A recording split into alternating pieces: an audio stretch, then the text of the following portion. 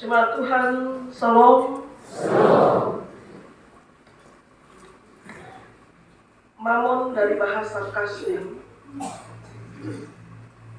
diartikan sebagai rumah harta benda,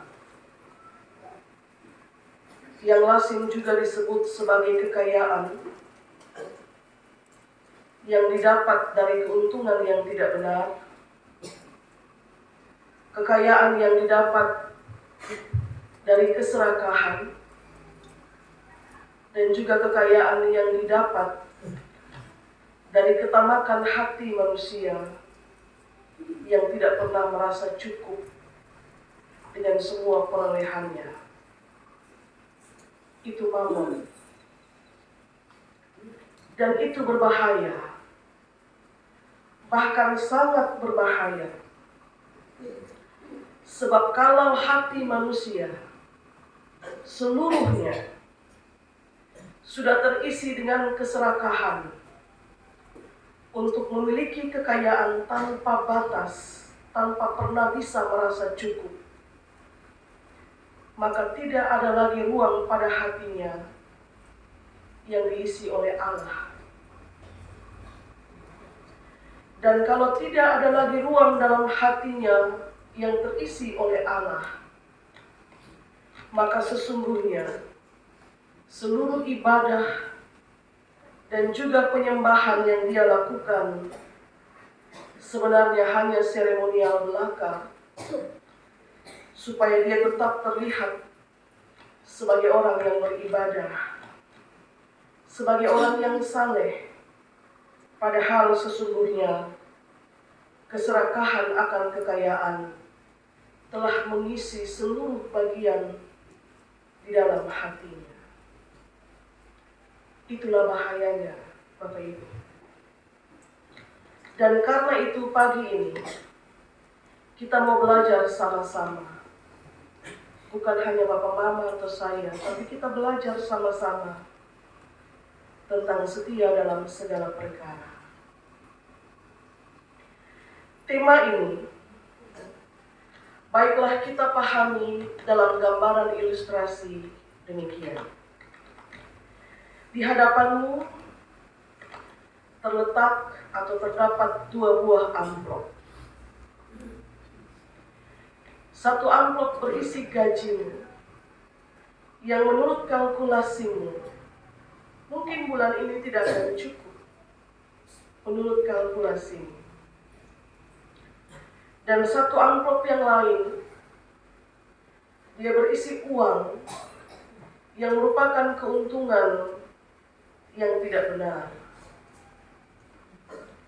Dan jumlah uang itu bisa menutupi kekurangan kalau kalkulasimu benar tentang kondisi gajimu di bulan ini.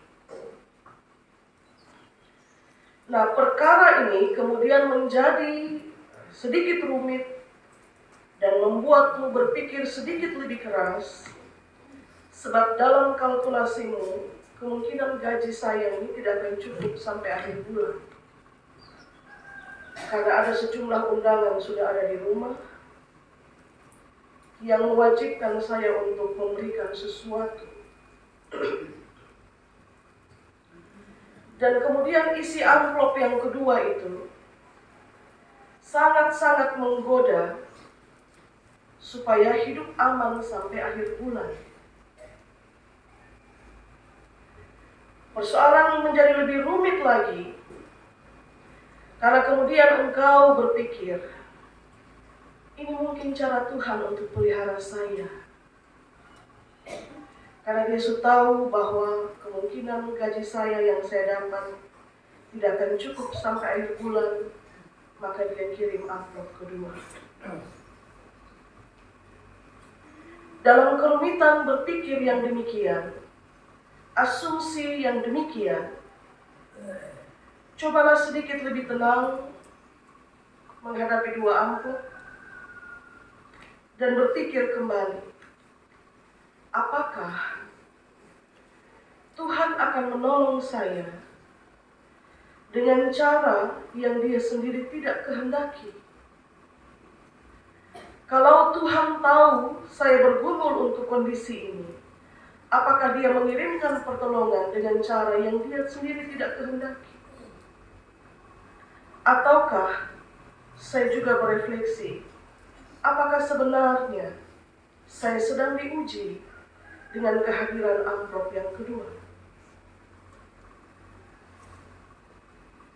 Setiap orang yang berhadapan dengan segala sesuatu yang menuntut pilihan, dia mesti bertanya, apakah ini kegenapan ataukah ini adalah ujian? Benar, Bapak Mama. Karena siapa bilang hidup di dunia tidak ada ujian?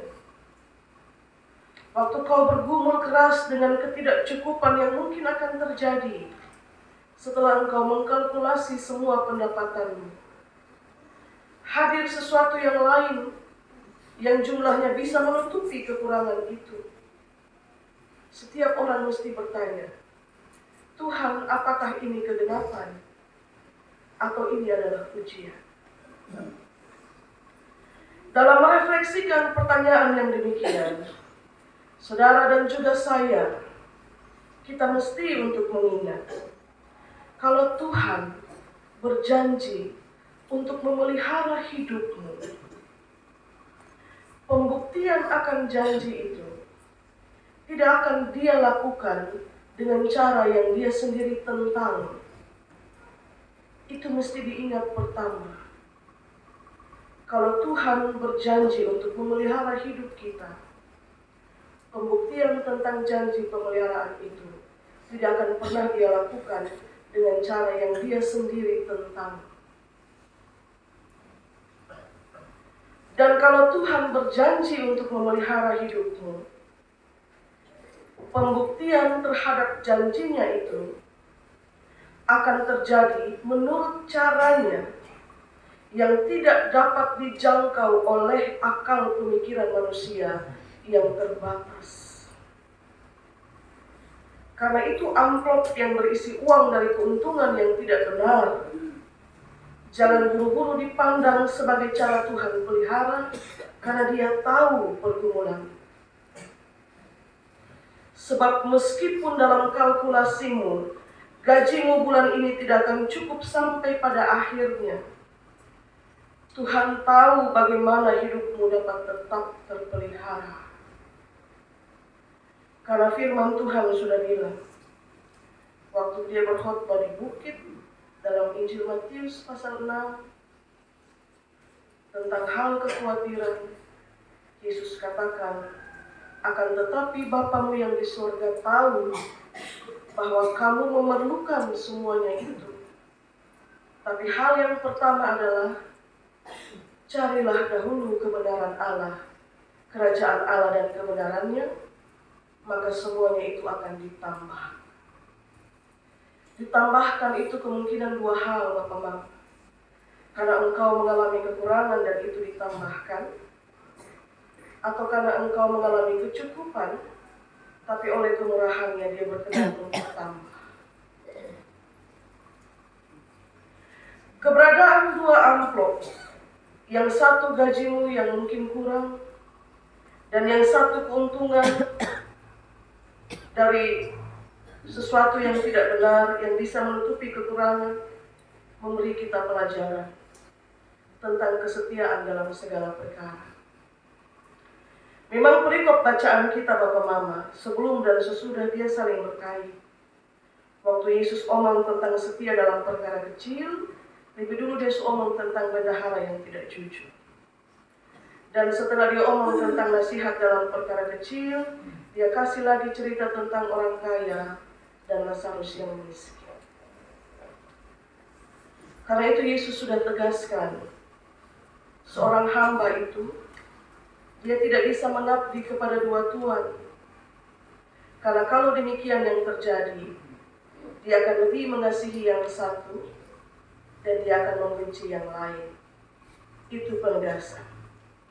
Kalau dalam hal mamon yang tidak jujur, kita tidak setia, maka siapa yang mempercayakan harta mereka kepadamu? atau pada sesuatu yang kecil engkau tidak setia, maka bagaimana orang dapat memberikan kepadamu apa yang menjadi hak? Itu baru dalam hal uang, Bapak-Bapak. Dalam hal uang. Hal lain yang juga disinggung oleh Yesus tentang kesetiaan ini juga soal perkawinan. Cuma satu ayat pada bagian akhir bacaan kita. Yesus menyinggung soal perkawinan. Juga dalam kaitan dengan setia dalam perkara kecil. Lembaga perkawinan itu lembaga terkecil dalam masyarakat, Bapak Mama. Kalau mengatur atau mengurus perkawinanmu saja engkau tidak setia, bagaimana satu komunitas yang lebih besar dapat mempercayakan dirinya kepadamu untuk engkau atur? Sebab kata Yesus, barang siapa tidak benar dalam perkara kecil, ia juga tidak benar dalam perkara besar. Rumah tangga yang skalanya kecil, engkau tidak setia pada rumah tanggamu, pada perkawinanmu. Bagaimana engkau dipercayakan satu komunitas yang lebih besar untuk kau atur? Kalau engkau setia dalam satu komunitas kecil, maka kepadamu juga akan dipercayakan kepemimpinan untuk satu komunitas yang mungkin jumlahnya lebih besar sedikit. Nanti dia bertahap naik, Bapak-Bapak. Kalau engkau setia dalam mengurus uang-uang kecil, kepadamu juga dapat dipercayakan untuk mengurus uang-uang besar. Jadi ini juga soal integritas, Bapak-Bapak. Integritas semua orang, bukan hanya orang-orang tertentu. Kalau kepadamu dipercayakan satu perkara kecil dan engkau didapati setia, kepadamu juga akan dipercayakan perkara-perkara yang besar. Bangsa Israel kalah melawan Ai. Ai, suku yang kecil. Israel baru saja menang melawan Yeriko. Tapi melawan Ai, dia kalah hanya karena ada satu orang Israel yang kedapatan mencuri. Satu saja. Karena dia berbuat tindakan yang demikian, Israel kalah melawan Ai. Setia dalam perkara kecil akan dipercayakan kepadamu perkara yang besar. Dan ternyata, Bapak Ibu, saudara-saudari jemaat Tuhan, setia dalam segala perkara itu, dia proses belajar seumur hidup. Ibarat pisau, mesti diasah terus-menerus supaya dia tetap tajam. Sebab pisau sekalipun dia tajam, tapi kalau digunakan terus-menerus tanpa diasah, lama-lama dia akan menjadi tumpul. Dan dalam proses untuk belajar setia dalam segala perkara, ingat juga untuk tidak memberi asumsi apapun terhadap segala sesuatu berdasarkan pada pemikiran kita yang terbatas. Seperti kita berasumsi gaji kita akan kurang, tapi ada amplop yang lain yang juga tergeletak di situ, dan kita mulai berasumsi bahwa ini cara Tuhan memelihara. Cara Tuhan bekerja itu seringkali tidak jatuh sama dengan cara manusia yang terbatas. Seperti Elia dan janda di Sarfat, yang menolong Elia bukan orang kaya. Jadi kadang-kadang kita juga harus berhenti berpikir bahwa orang kaya akan tolong kita. Yang menolong Elia yang lapar juga adalah janda yang lapar. Tapi sesungguhnya yang menolong mereka berdua adalah Tuhan, yang menyediakan minyak dan tepung yang tidak akan pernah habis sampai hujan turun lagi. Jadi cara Tuhan memelihara tidak jatuh sama dengan cara manusia berpikir. Mungkin juga ada saat-saat di mana saudara gagal dalam proses belajar menjadi setia dalam segala perkara? Mungkin. Karena firman Tuhan bilang roh memang penurut, tetapi daging kita itu lemah. Ada dalam satu keadaan yang memaksamu untuk menjadi tidak setia lagi. Tidak ada salahnya untuk kembali belajar. Sebab untuk bisa setia pada perkara kecil, dia bukan satu kali belajar. Dia belajar terus-menerus. Dia menjadi proses belajar terus-menerus untuk akhirnya sampai pada titik dipercayakan pada perkara yang besar. Jadi bukan hanya satu kali setia, satu kali belajar. Belajar setia pada perkara kecil itu Bapak Mama, dia belajar terus-menerus. Karena bukan tidak mungkin seringkali orang jatuh pada perkara-perkara kecil. Orang jatuh pada uang-uang kecil. Orang jatuh pada letupan-letupan kecil dalam hatinya yang mengkhianati perkawinannya. Yang dia pikir itu cinta seumur hidup, cinta sampai mati. Padahal itu cuma letupan-letupan kecil yang situasional, yang membuat dia berpaling dari kesetiaan terhadap perkawinannya. Kembali belajar kalau Anda gagal. Sebab proses untuk setia pada perkara kecil itu proses berkali-kali sampai akhirnya diberi kepercayaan setia pada perkara besar. Karena itu saudara ingatlah, dalam seluruh kehidupan kita sebenarnya berlangsung penilaian Tuhan. Kalau engkau setia pada perkara kecil, kepadamu akan dipercayakan perkara yang besar. Saya berefleksi begini Bapak Mama. Kadang-kadang orang bilang, cobalah keluar dari zona nyaman. Maka kemudian kita berupaya untuk ditarik keluar dan kemudian diberi satu zona baru. Tapi coba perhatikan baik-baik. Kadang-kadang ada orang-orang tertentu yang dia dibawa keluar dari satu keadaan, masuk ke dalam keadaan baru, tapi sebenarnya itu bukan kepercayaan pada perkara besar. Keadaan sebelum dan keadaan sesudah rupanya sama, hanya tempatnya berbeda. Itu artinya apa? Kepadamu belum dilayakkan untuk kepercayaan pada satu perkara besar. Masih seputaran perkara-perkara kecil dipercayakan kepadamu. Tapi ada juga dalam satu kondisi orang-orang tertentu dibawa keluar dari satu keadaan, ditempatkan pada satu keadaan baru yang lebih besar. Kepadanya dipercayakan satu tanggung jawab besar. Jadi benar orang berpindah-pindah, diberikan berbeda-beda keadaan, tapi juga mesti jeli melihat, jangan-jangan ini keadaan masih sama, ataukah ternyata saya sudah dapat satu perkara yang lebih besar. Jadi itu cara Tuhan menilai. Ternyata hidup kita punya level, Bapak-Bapak, tingkatan-tingkatannya. Kalau tidak bisa setia pada perkara kecil, selamanya akan terputar di situ saja. Tapi kalau Anda ditemukan bisa setia pada perkara kecil,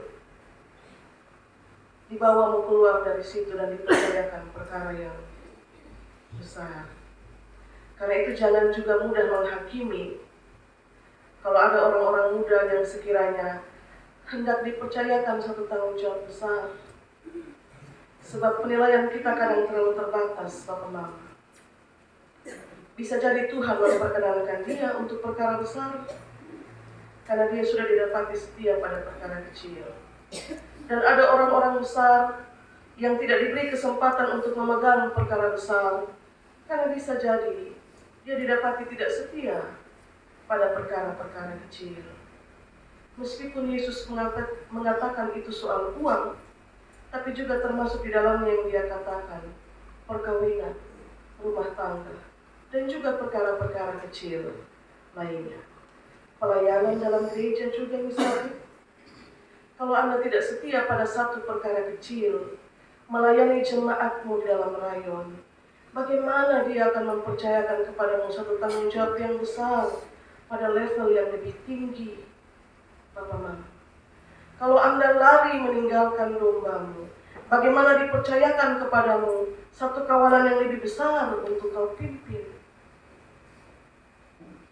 Kalau tidak setia pada perkara kecil, saya ulang ini terus menerus.